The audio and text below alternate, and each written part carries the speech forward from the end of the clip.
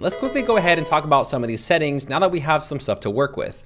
On the left side, we have layers. Now here you can see that we have this section, and if I click on this arrow, you will then see all the elements inside of the row and then also the column. So this is just a way on how you can view all the elements just in case like maybe you didn't see it or something went wrong or if it got a little glitchy. This is a way on how you can see all your elements. And if you right click on something, you can also control these elements, like you can duplicate it, you can delete it, and you know, design this normally as you always would. So for example, I'll click on duplicates. And there you go. Now we have 2 icon lists, but I don't want 2. So I'll just right click on this one and I'll just cut it out. There we go.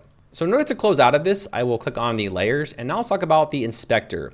Now the inspector is pretty self-explanatory. It inspects any element on your websites. If you click on maybe this heading text, you're going to see that we have the heading text color. It tells us the text size. It tells us the fonts and also the weights. And you can do this for any element on your websites. So I'll click on the button over here. And again, it tells me the fonts, the size of it, the color, and everything else. If we click on content, it just explains what the content is on the button. Pretty self-explanatory. So to close that, I will click on the inspector, and then we have the variable manager. Now we touched base on this just a little bit, but let me explain this a little bit more. Now here you can see that we can apply specific colors, and you can go ahead and click on any elements and then apply those colors to any elements. So for example, I'll go over here to the design and click on the button, background. And over here, if I click on this color, you'll now see that we have all of our global colors right here available from the variable section. Now you can do the same thing for images, links, but let's talk about numbers. So here I'll click on numbers. Now with numbers, you can assign specific preset options that you can always select when you're building your websites. So for example, I'll click on add a global number, and this will be large. And for the value, I'm going to select 5 rem. Okay, 5 rem. Next, I'll put in medium. And this will be something like maybe 3 rem. Okay, 3 rem. And then for the next one, I'll put text, and text will just be 1 rem. Okay, and then I'll click on save variables and apply changes. Okay. Now, if I decide to click on any element right here, I can then select from these specific options. So for example, I'll click on the heading text, go to the design tab. And if I scroll down, and you're going to see right here under heading text, if I click on the little like, I guess it's a trash can or something, it's supposed to say variable, but here you can now see that I can select these options. So I can select text, right? Or I can select medium, or I can select large. So essentially, you're just creating dynamic presets while you're building your website. Now the last option is text. So here I'll click on text, and I'll click on add global text. And then for the name, I'll put company.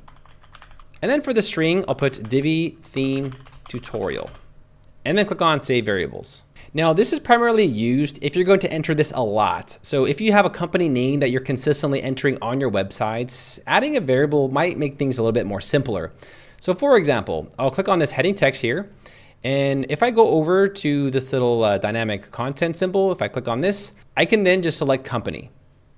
And it'll automatically change to that specific preset. So basically what this is used for is if you are entering this a lot on your website, like your company name, your phone number, or just something that you're gonna enter in repetitively, it makes sense to add it as a string in your preset options. And if you go over here and you type something in, like for example, I'll type in welcome to CyberGuard, it's going to use that same preset. So whatever you assign this, it'll dynamically update if you select the dynamic option. So I'll go ahead and click on save variables. Now I'm going to save my progress. So here at the top right, I'll click on save. So next let's close this and let's keep going. So I'll go ahead and close the variable manager. And here we have preset manager. Now presets are a little different. So this means anytime that you add an element, you can create preset options. Earlier we created a button and then we assigned that as our presets. So I already covered this a little bit. So for example, if you enter in any sort of element, it's going to be styled a specific way. So there you go. So my button looks like that. If you want to adjust that preset, all you got to do is here is my main button. And when you see that star, that is the default presets. I'll click on edit presets. And then over here, you're going to design the button. So in order to design the presets, I'll then just click on design, button, background, and then I can change this to like a gradient, right? There we go. And if I click on save presets, and if I add any button in the future, it will have that same exact style. So here we go, plus, button, And there you go. It has that same exact style. The next option is the page manager, and this allows you to pretty much just edit between pages. So for example, if I want to edit the About Us page, I'll just click on this pencil icon, and then it will redirect you to the About Us page to start designing that specific page. But I'll go back over here and go to my home page again. So I'll click on the home, and then we're brought back to our home page. The next option is the command center. Now, if you want to do something very quickly, like if you want to create a quick page, if you want to clear your layout really quickly, or you want to do any of these commands, all you got to do is click on these.